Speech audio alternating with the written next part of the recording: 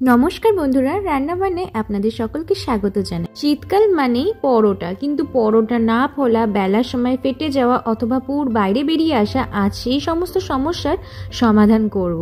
আমি যেভাবে এবং যে টিপস দিয়ে বলবো সেইভাবে তৈরি করলে পরোটা হবে একদম নরম তুলতুলে, পুরে ঠাসা ফুলকপির পরোটা, যা একবার বানালে বারবার খেতে চাইবেন। একদম পারফেক্ট দোকানের মতো স্বাদ, কিন্তু বানানো হবে ঘরে। সবার প্রথমে দেখতে পাচ্ছেন আমি এখানে একটা ছোট সাইজের একটু ফুলকপি নিয়েছি। যেহেতু পরোটাগুলো খুব একটা বেশি আমি বানাচ্ছি না, আমি যেরকম পরোটা বানাতে চাই মোট আমি এখানে 3 থেকে 4টে মতো পরোটা বানাবো, সেরকমভাবে আমি এখানে ফুলকপিটা নিয়েছি। আর তারপরে এখানে নিয়েছি উষ্ণ ফুটন্ত জল নিয়েছি আমি এখানে, মানে জলটা বেশ ভালো করে সবার প্রথমে ফুটিয়ে নিয়েছি। তার মধ্যে দিয়ে দিয়েছি স্বাদ অনুযায়ী লবণ আর একটুখানি হলুদ। এরপরে আমরা এখানে ফুলকপিটাকে ডুবিয়ে রেখে দেবো। যদি ফুলকপির মধ্যে কোনো পোকা থাকে বা ময়লা থাকে, সেইগুলো যাতে ভালোভাবে বেরিয়ে যায় সেই জন্য। আর ফুলকপিটা এতে কিন্তু একটু নরমও হয়ে যাবে। পরোটা নরম করার আসল রহস্য কিন্তু লুকিয়ে রয়েছে পরোটার মণ্ডতে।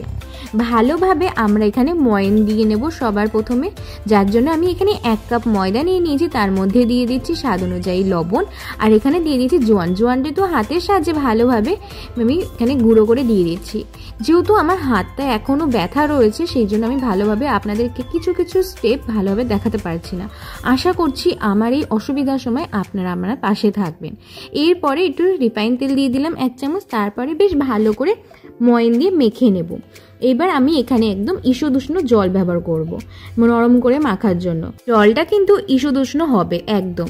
পরোটার মণ্ডটি যেন মাখা হয় রুটির থেকেও একটু নরম করে, তার মানে বুঝতে পারছেন কতটা নরম হবে। একটু নরম করে ভালো করে মেখে রেখে আমরা এখানে 15 থেকে 20 মিনিট ঢেকে রাখবো। এরপরে আমরা যে ফুলকপিটা লবণ হলুদ জলে ভিজিয়ে রেখেছিলাম, সেখান থেকে টুকরো করে নিয়ে আমরা এখানে গ্রেটারের সাহায্যে গ্রেট করে নেব। শীতকালের সকালবেলা পরোটা কিন্তু খেতে অনেকেরই ভালো লাগে। ফুলকপি যেহেতু শীতকালের একটা সবজি, সেই জন্য ফুলকপির পরোটাও কিন্তু খেতে অসাধারণ হয়। আপনারা যারা গ্যাসের জন্য ভাবেন ফুলকপি খাবেন না, তাদের কাছে আমি অবশ্যই বলবো এইভাবে ফুলকপির পরোটা রান্না করবেন। গ্যাস হোক বা গ্যাস্ট্রিক কোনো কিছুই অতটা হবে না। এরপরে আমরা ফুলকপিটা ভালো করে ভেজে নিচ্ছি। আপনারা চাইলে কিন্তু কাঁচাও ব্যবহার করতে পারেন, কিন্তু কাঁচা ব্যবহার করলে বেশি গ্যাসটা হবে, সেই জন্য আমি এখানে ভেজে ব্যবহার করছি। এরপরে আমি আজকে সম্পূর্ণ রান্নাটা করছি সর্ষের তেলে। তার মধ্যে দিয়ে দিলাম 1 চা চামচ পরিমাণে জিরে, আর তারপরে দিয়ে দিচ্ছি ঝালের পরিমাণ হচ্ছে 2টো কাঁচা লঙ্কা কুচি। এরপরে দিয়ে দিচ্ছি আদা রসুন। আমি এখানে আদা রসুন ব্যবহার করছি 1 চা চামচ পরিমাণে।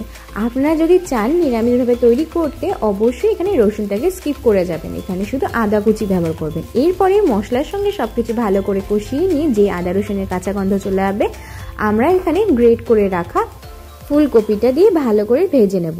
ফুলকপি দেওয়ার পর কখনোই কিন্তু বেশিক্ষণ ভাজবেন না, শুধু কাঁচা গন্ধটা চলে গেলেই আমরা ফুলকপির পুরটা এখানে নামিয়ে নেব। সেই জন্য ফুলকপি দেওয়ার সাথে সাথে আমরা এখানে কিছু মশলা দিয়ে দিচ্ছি। যেমন দিয়ে দিচ্ছি এখানে স্বাদ অনুযায়ী লবণ, 1 চা চামচ পরিমাণে ধনে গুঁড়ো, 1 চা চামচ পরিমাণে লঙ্কার গুঁড়ো, একটু স্বাদ বুঝে এখানে চিনি, আর তারপরে দিয়ে দিচ্ছি হলুদ গুঁড়ো।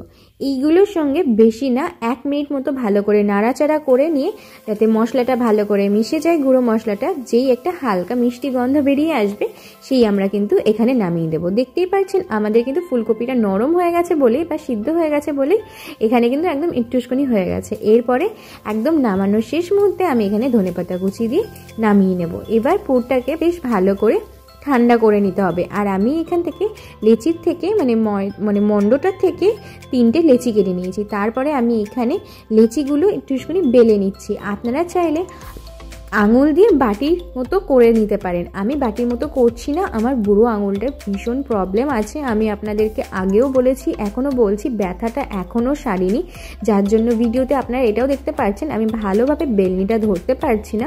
আশা করছি এইটুকুনি অ্যাডজাস্ট আপনারা করতে পারবেন। ভালো করে একটুখানি বেলে নিয়ে আমি এর মধ্যে পুর ভরে দেবো। আমি এখানে বেশি একটা পুর দিচ্ছি না, পুরের পরিমাপটা ততটাই রাখবেন যতটা পুর দিলে আপনাদের মনে হবে পুরটা ফেটে বেরোবে না। পুরটা যাতে ফেটে না বেরোয় সেই জন্য কিন্তু আমাদের যে বাটি মতো তৈরি করুন বলুন বা আমি যে এখানে একটা রুটি মতো তৈরি করে দিচ্ছি, সেই তৈরি করাটা কিন্তু একটু শুনি বড় করতে হবে, তাতে কিন্তু সুবিধা হবে। আমি এখানে 2 চামচ দিয়ে বেশ ভালো করে মুখটা বন্ধ করব, কিন্তু মুখটা বন্ধ করার আগে ভেতরে যে বাতাসটা রয়েছে পরোটাটার সেটা কিন্তু সম্পূর্ণ বের করে দিতে হবে। বাতাসটা কিন্তু থেকে গেলে কিন্তু পরোটাটা ভাজার সময় ফেটে যাবে, তাই জন্য কিন্তু বেশ ভালোভাবে আমাদের এখানে বাতাসটা বের করে দিতে হবে। এরপর ভালো করে মুখটা এখানে আটকে নিয়েছি, দেখতেই পাচ্ছেন, যাতে পুর একটু কিন্তু বেরিয়ে না আসে। এরপরে আমরা একটুখানি শুকনো ময়দা দিয়ে বেশ ভালো করে খুব নরম হাতে, মানে খুবই হালকা হাতে বেলে নিতে হবে। আর এটা কিন্তু একদম ধারে দিয়ে করতে হবে, মাঝখান দিয়ে বেললে কিন্তু হবে না, মানে মাঝখানে চাপ দিয়ে বেলা যাবে না। এতে কিন্তু পুর সব জায়গায় সমানভাবে ছড়াবে। আমি যে টিপসগুলো বলছি সেই টিপসগুলো ফলো করবেন, দেখবেন আপনাদেরও পরোটাগুলো কিন্তু খুব ভালো হবে। খুবই হালকা হাতে এবং ধার থেকে বেলা শুরু করতে হবে, তাহলে দেখবেন পরোটাটা ফাটবেও না এবং পরোটাটা কিন্তু পুর বেরিয়ে আসবে না। আমার যদিও বা পুর একটু বেরিয়ে এসেছে, কারণ আমি পুরটা প্রথমে একটু বেশি দিয়ে ফেলেছিলাম, তারপরে প্রত্যেকটাতে কিন্তু পুর খুব ঠিকঠাকভাবেই দিয়েছি। পুরের পরিমাপটাও কিন্তু কখনো কখনো দেখতে হয়। আমি ভালোভাবে, এই জন্য আমি যেহেতু ভুলটা করেছি, আপনাদেরকে ভুলটা যাতে না করেন সেই জন্য ভালোভাবে ধরিয়ে দিলাম। তাওয়ার মধ্যে পরোটাটা দিয়ে হালকা সেঁকে নেব আমরা। এরপর তেল বা ঘি আপনাদের পছন্দ অনুযায়ী যে কোনো ইচ্ছা খুশি দিয়ে এখানে বেশ ভালো করে চাপ দিয়ে দিয়ে ভেজে নেব। যখনই ওপরে পাশ সোনালি এবং ক্রিসপি হয়ে আসবে তখনই কিন্তু আমরা এখানে আমাদের পরোটাটা নামিয়ে নেব। দেখতেই পাচ্ছেন এইভাবে প্রত্যেকটা পরোটা আমি তৈরি করে নিচ্ছি। এই শীতকালে গরম গরম ফুলকপির পরোটা এর থেকে ভালো ব্রেকফাস্ট আর কিছুতেই হতে পারে না। এই রেসিপিটা বানিয়ে আপনাদের অভিজ্ঞতা কেমন হলো তা কিন্তু আমাকে কমেন্ট করে জানাবেন। আপনার বন্ধু বা পরিবারের সাথে রেসিপিটা কিন্তু শেয়ার করুন।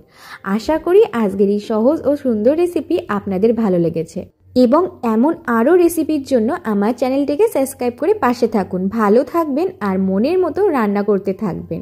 ধন্যবাদ।